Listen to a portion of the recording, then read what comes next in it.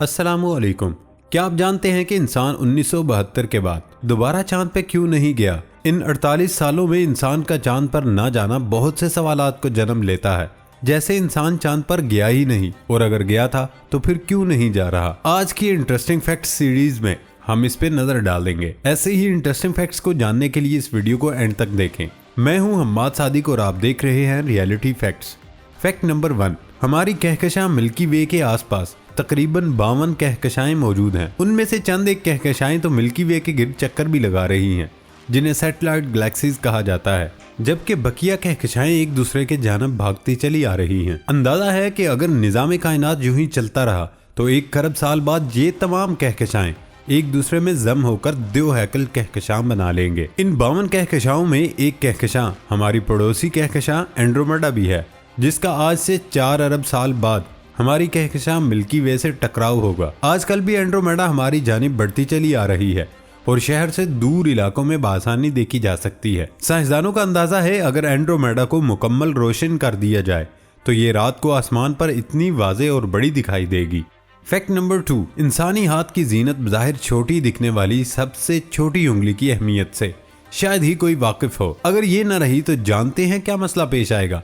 मालूमात आमा की वेबसाइट Pinterest.com के मुताबिक खुदा न हस्ता अगर आपकी छोटी उंगली जाया हो गई तो आप अपने हाथ के 50% ताकत खो देंगे। मतलब किसी भी वजनी चीज को उठाने में इस छोटी उंगली का बहुत बड़ा काम है। फैक्ट नंबर 3, अगर आप गम दुनिया से जान छुड़ाकर कहीं दूर अकेले तन्हाई से मुलाकात करना चाहते हैं तो उसके लिए गूगल मैप या फिर गूगल अर्थ खोलें और जीपी आसान करने के बाद ये जो पॉइंट स्क्रीन पर नजर आ रहे हैं, इन पॉइंट्स पर सर्च करते हुए उस जानिब चल पड़े। आप ईस्टर्न आइलैंड के साहिल से कश्ती में बैठेंगे और कई दिन लगातार सफर करने के बाद एक ऐसे मुकाम पर पहुंचेंगे जिसे साइंसी जुबान में ओशियानिक पोल ऑफ इनएक्सेसिबिलिटी भी कहा जाता है, क्योंकि ये दुनिया में वो मुकाम है जो खुश्की से 2700 किलोमीटर दूर है। यूं ये इंसानी आबादी से सबसे दूर समंदरी मुकाम है। ये अवाम उन्नास में पॉइंट निमो के नाम से भी मशहूर है।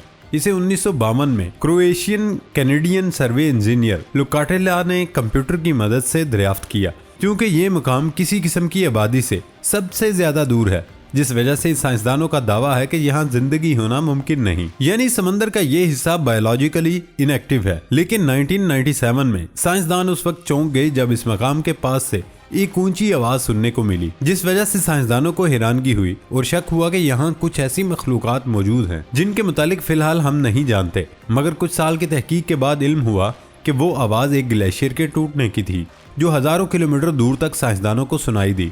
कुछ अरसा पहले पॉइंट नीमो के आसपास के इलाकों को एक्सप्लोर करने की जब कोशिश की तो मालूम हुआ कि इंसानी आबादी से दूर होने के बावजूद प्लास्टिक के ज़रात उधर के पानियों में भी मौजूद हैं, जो कि खतरे की घंटी है। यहाँ जाना बज़ाहिर मुश्किल दिखाई देता है, लेकिन इसके बावजूद अगर आपका मूड उधर जाने का बने तो गूगल मैप पर ऊपर दिए गए कोऑर्डिनेट्स को डालिए और सफर शुरू कर दीजिए। और हाँ, जब आप वहाँ पहुँचे तो आलमी खलाई स्टेशन के खलाबाजों को सलाम कहना मत भूलिएगा, क्योंकि इस मुकाम पर अगर आपके सबसे नजदीक कोई इंसान होंगे तो वो जमीन पर नहीं बल्कि 400 किलोमीटर की बुलंदी पर खला में तैरते आलमी खलाई स्टेशन में मौजूद खलाबाज होंगे।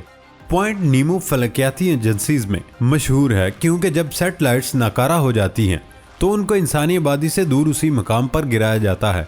2001 में मीर नामी स्पेस स्टेशन को रिटायर होने के बाद यहीं गिराया गया, जिस वजह से इस मुकाम का सैटेलाइट से गहरा रिश्ता है और उसे सैटेलाइट्स का कब्रिस्तान भी कहा जाता है। कुछ वक्त कबल नासा ने सैटेलाइट की मदद से यहाँ के पानी का दर्जा हरारत जब नोट किया तो वो 6 डिग्री सेंटीग्रेड था।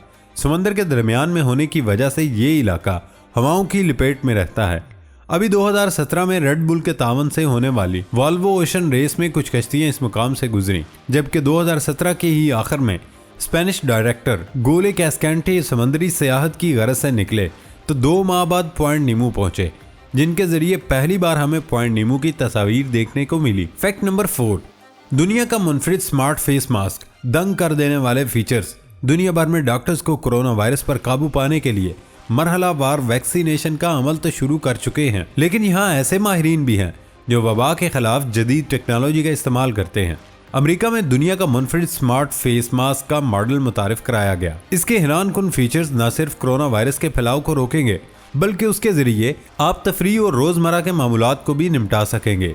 इस फेस मास्क में एम्पलीफायर नस्ब है जो म्यूजिक के साथ आपस में बात करने में मावनत करेगा। ये एक मास्क 95 की तरह दिखने वाला मास्क है जिसे हेंजल का नाम दिया गया। मास्क में मौजूद एक्टिव वेंटिलेशन ताज़ा हवा में सांस लेने की सहूलत फराहम करती है, जबकि ये मास्क अज खुद अपना रंग भी बदल लेता है। फीचर के जरिए ट्रांसपेरेंट शक्ल इख्तियार करने पर दीगर लोग बासानी शहरी को पहचान सकेंगे। हेजल में बिल्ट इन माइक और RGB रेड लाइट्स भी दी गई हैं, जो मास्क को चार्ज करते हुए जगमगाने लगती हैं। यह उस वक्त मदम हो जाती हैं जब मास्क से मुंह को ढांपा ना जाए। मास्क के साथ खास चार्जिंग केस होगा। ख्याल रहे कि इस जदीद प्रोजेक्ट को अमेरिकी रियासत लॉस वेगास में नुमाइश के लिए रखा गया।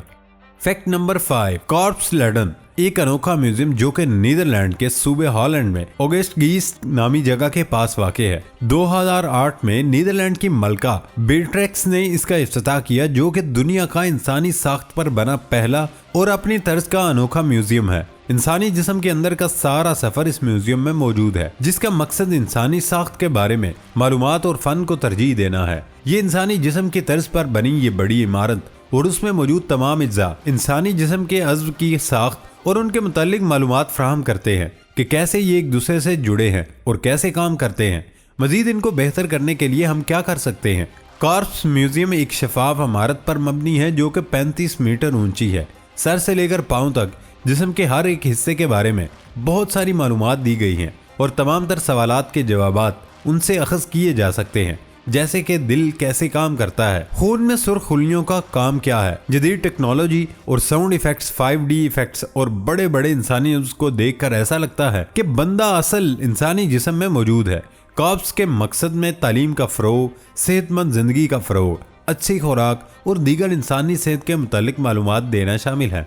फैक्ट नंबर 6, एक ऐसा फोबिया भी है जिसमें इंसान अपनी मादरी या मुल्की जुबान भूल जाता है।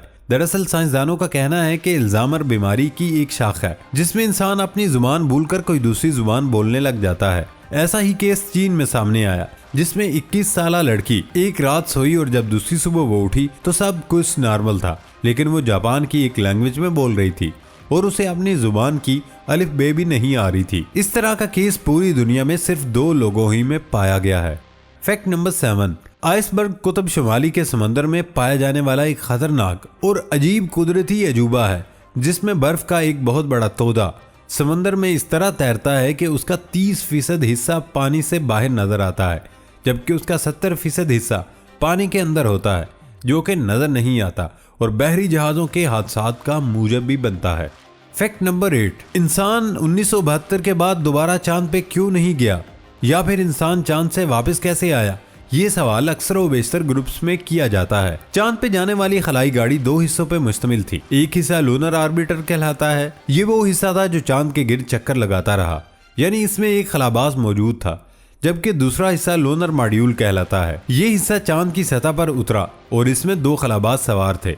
वापसी के वक्त लूनर मॉड्यूल में थ्रस्टर्स यानी छोटे रॉकेट्स लगे थे, जो उसे उड़ाकर चांद के मद्दार में ले गए, जहां ये लूनर आर्बिटर से अटैच होकर जमीन की जानिब रवाना हो गया। इस तरह अगर देखा जाए तो 8 अपोलो मिशंस ऐसे थे जो जमीन से निकलकर चांद के मद्दार में दाखिल हुए। लिहाजा ये कहा जा सकता है कि अब तक सिर्फ 24 इंसान जमीन के मद्दार से निकलकर चांद के मद्दार में जा सके हैं।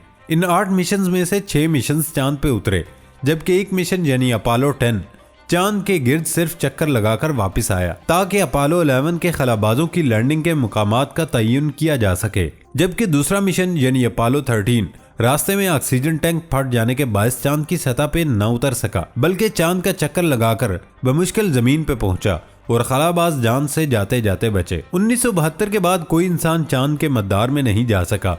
उसकी वजह यह है कि इन अपोलो मिशंस पर तकरीबन $200 अरब लागत आई। ये कितनी बड़ी रकम है, इसका अंदाजा ऐसे लगाइए कि आज पाकिस्तान IMF से सिर्फ $4 अरब कर्जा लेने के लिए हर तरह की शराइत मानने को तैयार है। अपोलो मिशन ने चांद पे जाकर बहुत वक्त गुजारा। आखिरी मिशन के दौरान खलाबाज चांद पे 3 दिन रहे। इस दौरान चांद की मिट्टी और पत्थरों के नमूने जमा किए गए, जिन पे आज तक तहकीकात जारी हैं। चांद पे इतनी खतीर रकम खर्च करके मिट्टी के नमूने हासिल कर लिए गए थे। इसके अलावा चांद पे कुछ ऐसा नहीं बचा था जिसके लिए $200 अरब जैसी कीमती रकम खर्च की जाती, और अमेरिका खलाई दौर में रूस को बिछाड़ चुका था। लिहाजा अमेरिकी हुकूमत ने नासा के बजट में भी कटौती कर दी, जिसके बायस दोबारा चांद पे किसी इंसान को न भेजा गया, क्योंकि उसका बज़ाहिर कोई फायदा दिखाई नहीं दे रहा था। लेकिन अब चांद पे पानी मिल चुका है, लिहाजा मुस्तकबिल में इंसान चांद पे जाएगा और वहां डेरे भी डालेगा, बल्कि उसके बाद मरीख पे भी कदम जमाएगा, क्योंकि वहां भी पानी की झील दरियाफ्त हो चुकी है। और आपके लिए खबर है, गुज़श्ता दिनों एक और साइंसदानों की गाड़ी मरीख की सतह पर कामयाबी से लैंड कर चुकी है। फैक्ट नंबर 9, रेनडियर ये जो जानवर है, इस जानवर की आंखें बहुत अनोखी होती हैं।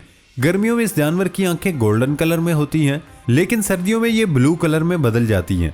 और उसकी इंटरेस्टिंग वजह यह है ताकि सर्दियों में ज़्यादा से ज़्यादा रोशनी आंखों में जा सके, और जैसे ही गर्मी आती है ये आंखें वापस गोल्डन कलर में बदल जाती हैं। दोस्तों, ये थी हमारी आज की इंटरेस्टिंग वीडियो। नई वीडियो आने तक की इजाज़त दें। अल्लाह हाफिज़।